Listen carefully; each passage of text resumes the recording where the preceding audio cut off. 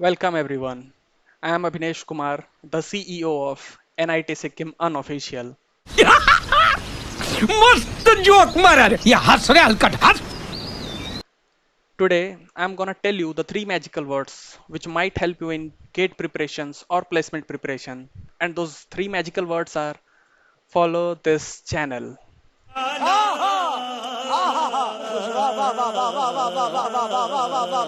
Yes, I am very pleased to welcome Mr. Nikhil Saini for a special talk today. So please join me in welcoming Mr. Nikhil Saini. Hi Nikhil bhaiya. Hi Abhinesh. First of all, congratulations and good luck on your selection in IISc Bangalore. Thank you Abhinesh. I know आपके लिए ये सफ़र एक new start, एक new journey जैसा है.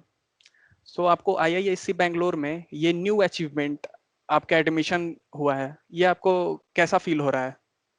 IISc में जाना एक सबका एक सपना रहता है and now it's comes true. I'm feeling really great to stepping into IISc. क्या आपने कभी सोचा था कि आपको हमारे चैनल NIT सिक्किम ऑफिशियल पे इंटरव्यू देने का मौका मिलेगा? हाँ, ये सब जो गेट में रैंक आई ये सब इसी के लिए तो ट्राई किया था. हमने आपके लिए कुछ क्वेश्चंस प्रिपेयर किए हैं. सो अगर आपकी परमिशन हो तो हम आगे बढ़ सकते हैं. Yeah, you can Okay. proceed. You have achieved a rank of 6,469 in GATE 2K20, upon which you took the decision of dropping out for 1 year for GATE preparation. Please enlighten us with the difficulties or challenges you faced psychologically and from your family side. Did your family supported the decision of dropping out? Yeah. From the rank of 6,469, I don't get into the IITs and PSUs. So मैंने decide किया कि मैं फिर से एक और attempt देता हूँ ताकि मैं एक अच्छी रैंक लाके किसी भी अच्छी IIT या IISc में एंटर कर सकूँ अपना फ्यूचर सिक्योर करने के लिए. मेरी फैमिली की तरफ से कोई भी प्रेशर नहीं था. उन्होंने बोला कि जो तेरे को करना है वो कर. तो फिर मैंने एक साल ड्रॉप करके गेट का प्रिपरेशन किया. ड्रॉप आउट करने के टाइम, आई नो वो टाइम टफ सिचुएशन होता है, एक डिसीजन होता है कि मैं गेट के लिए फिर से प्रिपरेशन करूंगा. सो क्या आपके पास कोई प्लान बी था? क्या आपने सोचा था कि अगर मेरे सेकंड अटेम्प्ट में मैंने अच्छा स्कोर नहीं लाया तो क्या आपके पास कोई प्लान बी था?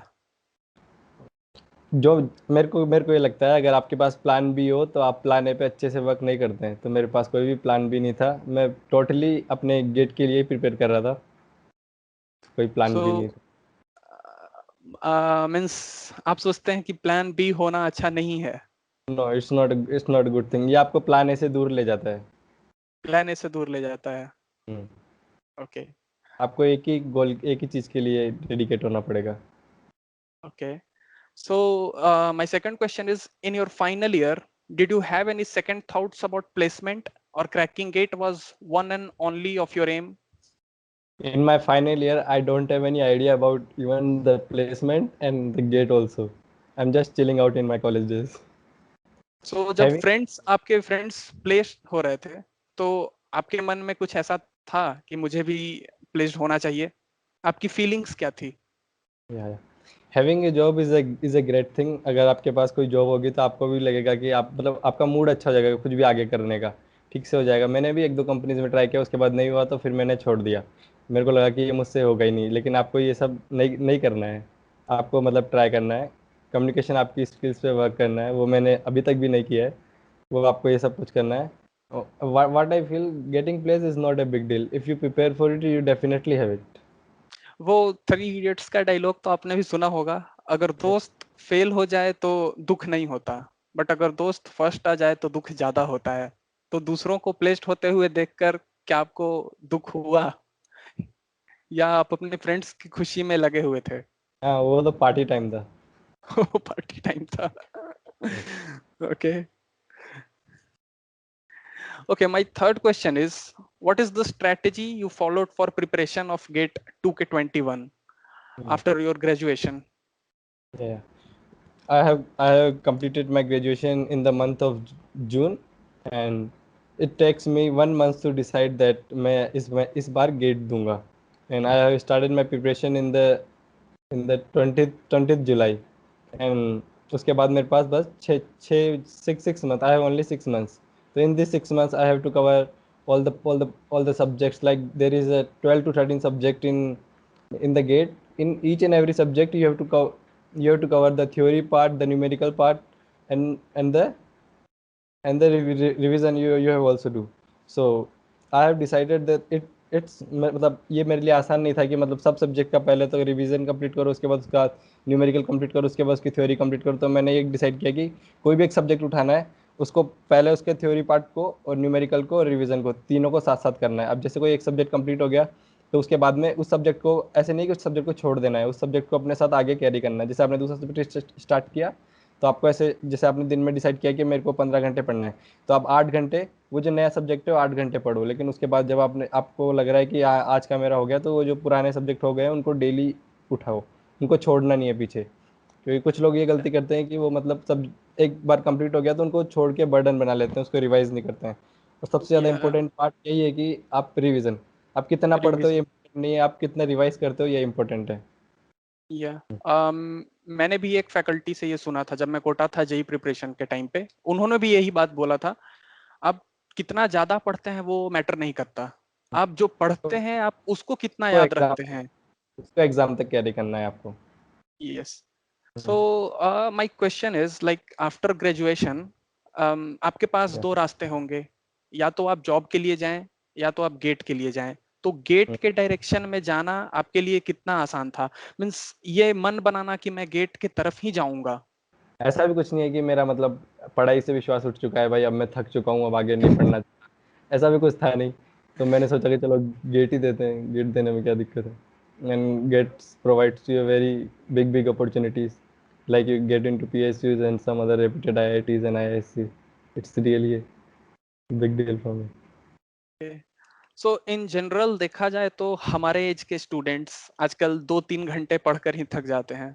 सो हाँ, गेट के प्रिपरेशन के दौरान आपको कितना टाइम अपने स्टडीज के ऊपर डेडिकेट करना होता है? आप अपने देखो जूनियर्स को कोई प्लान बताना चाहेंगे कि आप इतने घंटे प्रिपरेशन करें, इस हिसाब से प्रिपरेशन करें कि गेट का प्रिपरेशन आपके लिए इजी हो? मतलब ये इस चीज़ पे डिपेंड करता है कि आप कब जग रहे हो। अगर आप कॉलेज में जाते ही फर्स्ट ईयर में ही जग गए तो आप 2-3 घंटे पढ़ने से भी हो जाएगा एवरीडे। लेकिन अब जैसे आपका 4 साल खत्म हो गए, उसके बाद में आपको पता चल रहा है भाई हमको करियर में कुछ करना भी है, तो उसके बाद में तो आपको बहुत ज़्यादा एफर्ट्स लगाने पड़ेंगे। तो मैं यही बताऊँ, अगर जैसे आपके पास अभी 6 महीने हैं तो अभी आपको कम से कम 14 to 15 आवर्स डेली देने पड़ेंगे अपनी स्टडी को, then only 14 to 15 hours daily? 14 hours, because there is a 13 to 14 subjects you have आपके to mark. हिसाब से कॉलेज में आपने जो बोला जगना, आप या तो जगना फर्स्ट ईयर में जागेंगे या आप लास्ट ईयर में जागेंगे, लास्ट आपके ईयर। हिसाब से जागने का एक प्रॉपर टाइम कब होना चाहिए? कब स्टूडेंट को ये लगना चाहिए कि हाँ अब मुझे गेट गेट के डायरेक्शन में प्रिपरेशन स्टार्ट कर देनी चाहिए? वो कौन सा ईयर या कौन सा सेमेस्टर हो सकता है जब आपके most of the subjects cover हो जाते हैं और आप उसी हिसाब से प्रिपरेशन भी कर सकते हैं? क्योंकि जैसे थर्ड ईयर होता है, तो थर्ड ईयर में जो मोस्ट ऑफ द सब्जेक्ट होते हैं वो सब हमारे कवर्ड हो जाते हैं। जैसे पावर सिस्टम हुआ, मशीन्स हुआ, पावर इलेक्ट्रॉनिक्स हुआ। हमारे इलेक्ट्रिकल में इन 3-4 सब्जेक्ट का वेटेज बहुत ज़्यादा होता है, मतलब अदर सब्जेक्ट के कंपेरिजन में। तो ये सब्जेक्ट तब तक क्या होता है, कवर हो जाते हैं। हाँ, तो third year is the right time for starting the third preparation. Year, what type of distractions you faced in your pre-final and final year? देखो उस टाइम पे क्या होता है कि हमको कुछ था ही नहीं था, कुछ करना ही नहीं था उस टाइम। तो ये पढ़ाई ही हमारे लिए डिस्ट्रैक्शन थी उस टाइम पे। था ही नहीं कि मतलब हमको कुछ पढ़ाई। प्लेसमेंट भी लेना है या फिर गेट भी क्रैक करना है। उस टाइम पे कुछ सोचा ही नहीं था, उस टाइम पे बस मस्ती चल रही थी। तो जो पढ़ाई थी वही हमारे लिए डिस्ट्रैक्शन का पार्ट थी उस टाइम पे। आप कॉलेज टाइम में ये सोचते थे कि बस मस्ती करनी है, और वहां बस से एक साल के अंदर गेट के अंदर 217 रैंक लाना ये बहुत बड़ा अचीवमेंट है। ये क्योंकि सब भाई। कॉलेज में अगर आप बिल्कुल भी सीरियस नहीं है, अचानक से आपकी आंख खुलती है कि मुझे भी कुछ करना है, और कुछ अचानक से आप 217 रैंक लेके आते हैं, ये सच में बहुत बड़ा अचीवमेंट है। आपके आपके कॉलेज लाइफ में कोई डिस्ट्रैक्शंस थे थर्ड और फोर्थ ईयर में? नहीं, सब डिस्ट्रैक्शन वगैरह सब फ्रेंड्स से थे, सब कुछ मोटिवेशन डिस्ट्रैक्शन। क्योंकि देखो अब ये ड्यूरिंग द प्रिपरेशंस जो सबसे ज़्यादा इंपॉर्टेंट होते हैं वो दोस्त ही होते हैं। क्योंकि प्रिपरेशन के टाइम पे तुमको ऐसा लगता है कि शायद क्या पता गेट होगा या नहीं होगा, तो उस टाइम पे दोस्त ही होते हैं जो तुमको बताते हैं तुमको क्यों करना है, और वो बताते हैं कि एक बार तो तुम माउंटेन भी चढ़ जाओगे, ऐसा मतलब खतरनाक तरीके से एक्सप्लेन करते हैं। तो गेट तो फिर भी छोटी बात है। Okay. They gives so you the 100 of reason. आपके इस पॉइंट से कि दोस्त ही आपको बताते हैं तो आप माउंटेन पे चढ़ सकते हैं, क्या आपको ये लगता है कि जैसे हमारे कॉलेज में, हमारे हॉस्टल में एक माहौल होता है कि बर्थडे पार्टीज हैं, फ्रेंड्स हैं, या तो हर टाइम मस्ती ही हो रही है, तो या क्या आपको लगता है कि कॉलेज में प्रिपरेशन कर पाना इजी है? आई मीन वो इन्वायरमेंट मिल पाता है? जैसे कि किसी भी चीज के प्रिपरेशन के लिए एक इन्वायरमेंट होता है, तो वो स्टूडेंट या को ज्यादा हेल्प करता है उस आपको स्टडीज को ग्रैब करने के लिए। तो क्या आपको लगता है कि कॉलेज में प्रिपरेशन किया जा सकता है हॉस्टल में रह के? बिकॉज हॉस्टल में तो आपको पता ही है क्या क्या होता है और या मोस्टली बॉयज हॉस्टल में तो क्या ही होता है।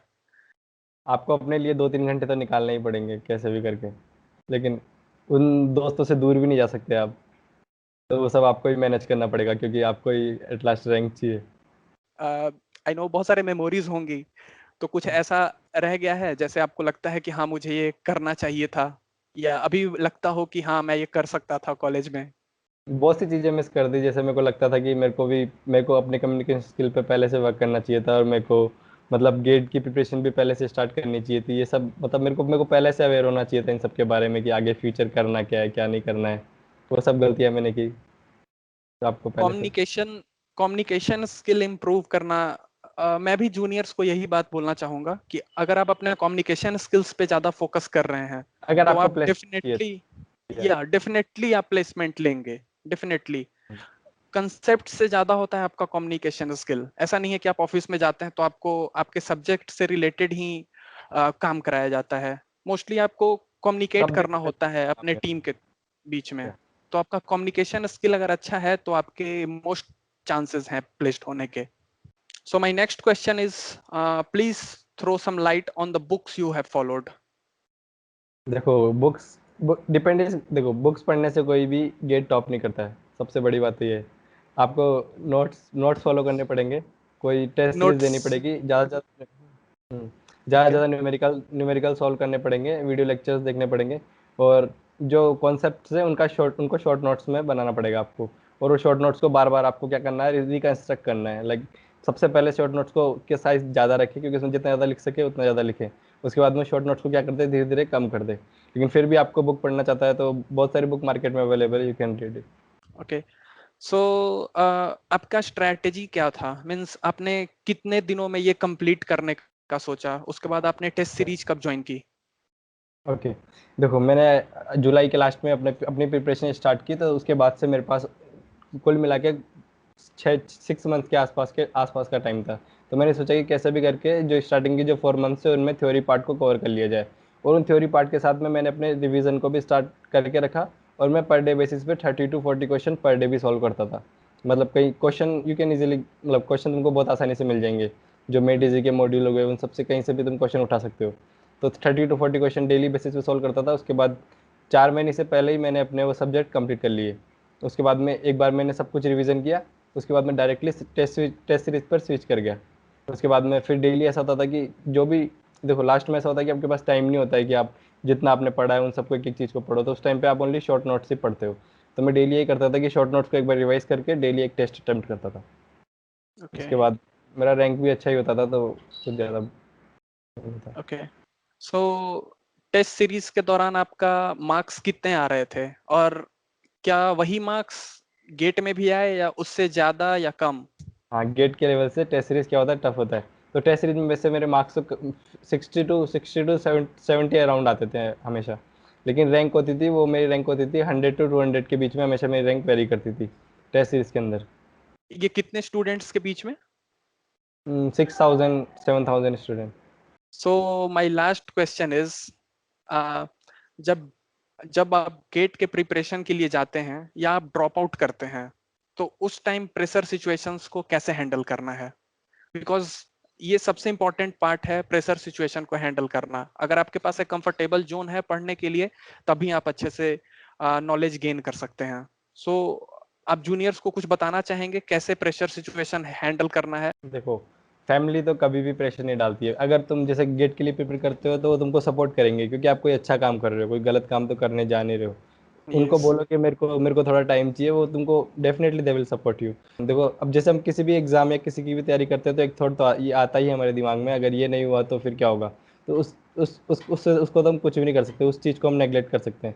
और उसको नेगलेक्ट करने का एक ही तरीका है, अपन में जो भी आपका फेवरेट फ्रेंड है वो चल बैठते वाला फ्रेंड, उसको फ़ोन लगाओ और उससे थोड़ी देर बात करो, सब कुछ ठीक हो जाता है और फिर से आगे अपनी पढ़ाई को आप कंटिन्यू कर सकते हैं।